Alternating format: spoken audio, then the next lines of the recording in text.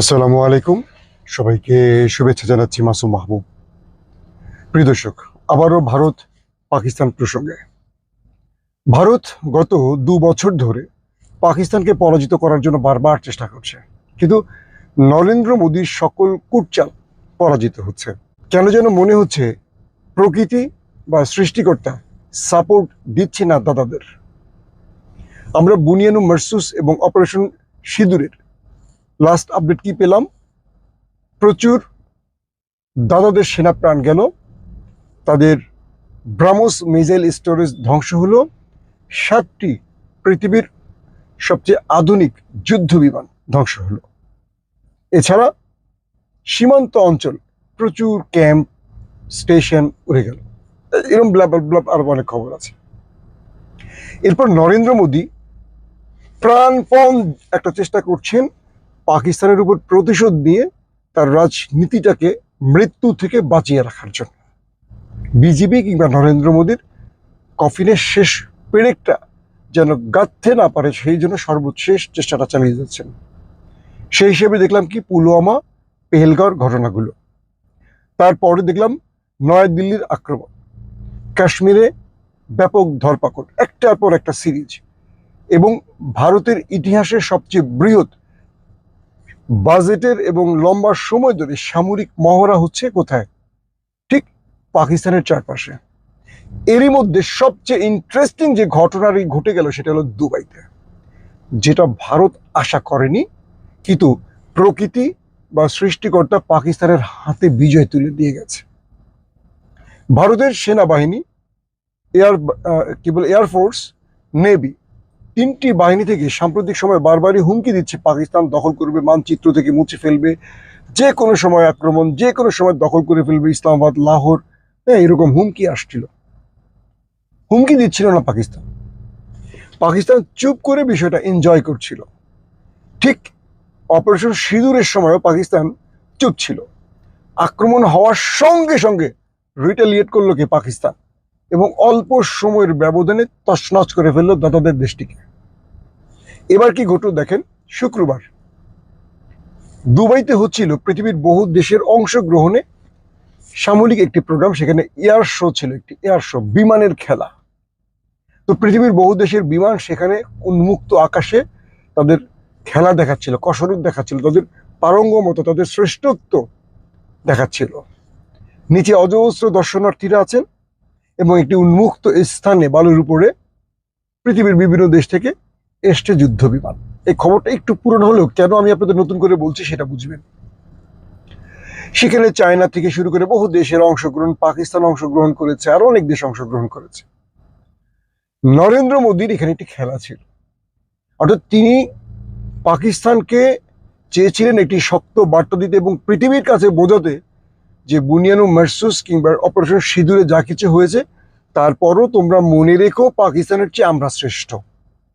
সেই জন্য ভারতের তৈরি তেজস যে যুদ্ধ বিমানটি ছিল, ফাইটার জেট, এটি দুবাইয়ের আকাশে ওড়ালো ভারতীয় পাইলট।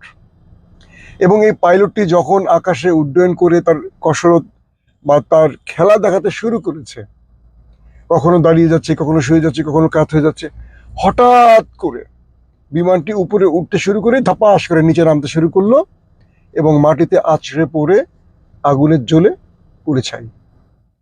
দর্শনার্থী যারা সেখানে ছিলেন, এই বিমানের এয়ার শো দেখছিলেন, তাদের মধ্যে আতঙ্ক ছড়িয়ে পড়লো, দিক বেদিক ছোটাছুটি শুরু করলো, বাচ্চাদের মধ্যে কান্না শুরু হলো, বিকট শব্দে সবাই আতঙ্কগ্রস্ত হলো। সেখানে পাকিস্তানের নিজেদের তৈরি যুদ্ধ বিমান JF-17 থান্ডারও প্রদর্শন করা হয়েছে।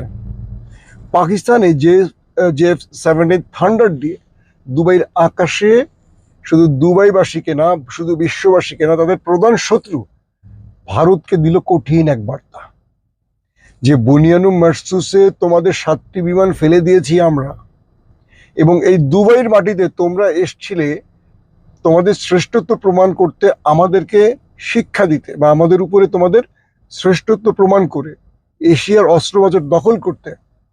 এই দেখো, পুরো পৃথিবীর সামনে তোমার যুদ্ধ বিমান, তোমার পাইলট মাটিতে ধপাস করে পড়ে গেল। অর্থাৎ 140 কোটি দেশের মানুষের রাষ্ট্রটি মাটিতে ধবাস করে পড়ে গেল। যখন পাকিস্তানের F-17 থান্ডার আকাশে উড্ডয়ন করলো, পাইলট অসাধারণ নৈপুণ্যে মানুষকে মুগ্ধ করলো, অজস্র হাজারো মানুষের তালি পুরো প্রকম্পিত করলো ওই অঞ্চলটিকে, তখন জ্বলে পুড়ে মরছিল দাদাদের দেশটি। নরেন্দ্র মোদীর শেষ সময় এসে একটার পর একটা পরাজয় প্রমাণ করছে যে তিনি তার রাজনীতির শেষ প্রান্তে এসে একটা বড় রকম প্রায়শ্চিত্তের অপেক্ষায় আছে। সেটা গুজরাট হত্যা বলি, এবং যেটা আমরা বলি ভিডিওতে বলতে পারি এই কথাগুলো বলার জন্য প্রবলেম হয়ে যায়। তো আজকে যে ভারত পাকিস্তানকে একটা বড় রকম প্রতিশোধ নেয়ার জন্য বারবারই যুদ্ধের হুমকি দিচ্ছে, শেষ পর্যন্ত সেই ভারতকে আবার পেছনে টেনে ধরেছে প্রকৃতি। রাজনৈতিক বিশ্লেষক, সামরিক বিশ্লেষক দুই দেশের, ভারত এবং পাকিস্তানের যে বক্তব্যটি উঠে এসছে সেই বিষয়টি একটু খেয়াল করবেন, এটা খুব ইম্পর্টেন্ট। পাকিস্তানের সামরিক বিশেষজ্ঞরা বলছেন দুবাইতে এই এয়ার শোতে ভারতের এই পরাজয়, ভারতের এই আছড়ে পড়া 3টি বার্তা বিশ্বকে দিয়েছে। এক, ভারতের এই তেজস বহু দেশ কেনার জন্য চুক্তি করছিল, আপাতত এই চুক্তিগুলো বাতিল হওয়ার পথে বা কিছু বাতিল হয়ে গেছে। একইভাবে পাকিস্তান F-17 থান্ডার অন্য দেশের কাছে বিক্রির যে চেষ্টা করছিল, ইতিমধ্যে আজারবাইজান, বাংলাদেশ সহ আর অনেক দেশ পাকিস্তানের কাছ থেকে যুদ্ধ বিমান কিনছে, মানে কিনবে, এটা চুক্তি হচ্ছে। আজারবাইজান ইতিমধ্যে পেয়েও গেছে।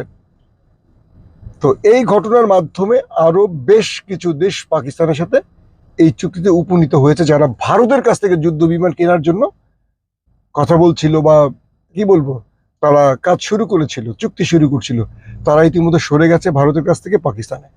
এটা নরেন্দ্র মোদীর জন্য অনেক বড় পরাজয়। দ্বিতীয়ত, ভারত পাকিস্তানের বিরুদ্ধে একটা বড় যুদ্ধের প্রস্তুতি নিচ্ছে। বিগত 1-1.5 মাস ধরে এই খবরগুলি শুনছেন, ভারত শুরু করবে শুরু করবে শুরু করবে, কিন্তু এই এয়ার শোতে ভারতের বিমান বাহিনীর পরাজয় বলে দিচ্ছে পুরো দেশটির এয়ারফোর্সের মনোবলকে ভেঙে দিয়ে গেছে। কারণ অপারেশন সিঁদুরে 7টি বিমান হারিয়েছে এবং একাধিক পাইলটকে তারা হারিয়েছে। এবার উন্মুক্ত একটা শোতে পাকিস্তানের কাছে এভাবে পরাজয়টি তাদের মুখে চুনকালি লাগিয়ে দিয়ে গেছে। তাই তাদের আগামীতে পাকিস্তানের বিরুদ্ধে যুদ্ধের জন্য যে মনোবলটা দরকার সেটা ভেঙে পড়েছে। 3, আন্তর্জাতিক বিশ্বের কাছে দাদাদের চেয়ে পাকিস্তানের সম্মান, মর্যাদা, গুরুত্ব বেড়ে গেছে। যারা মনে করেছিল দাদাদের দেশের সাথে সম্পর্ক বৃদ্ধি করবে এই কারণে, বিশেষ করে আফগানিস্তান সহ আরো যারা দাদাদের প্রেসক্রিপশনে চলছে, তারা পাকিস্তানের শ্রেষ্ঠত্ব দেখে ইতিমধ্যে চুপ মেরে গেছে। ইন্টারেস্টিং ব্যাপার হলো, পাকিস্তান তার শ্রেষ্ঠত্ব দেখিয়ে যাচ্ছে একের পর এক। এখন বিশ্ব রাজনীতিতে যে পরিবর্তন আসতে পারে, যে ভারত পাকিস্তানের বিরুদ্ধে এখন যুদ্ধ করবে কিনা এটা নিয়ে ভারতকে ভাবতে হবে। কারণ এই যুদ্ধটা শুরু করলেই হবে না, এই যুদ্ধটা জয় বিজয়ের মাধ্যমে একটি দেশ টিকে থাকার প্রশ্ন তৈরি হয়, এবং এই বিজয়ের মাধ্যমে দক্ষিণ এশিয়ায় মোড়লগিরির লাইসেন্স পাওয়া যায়।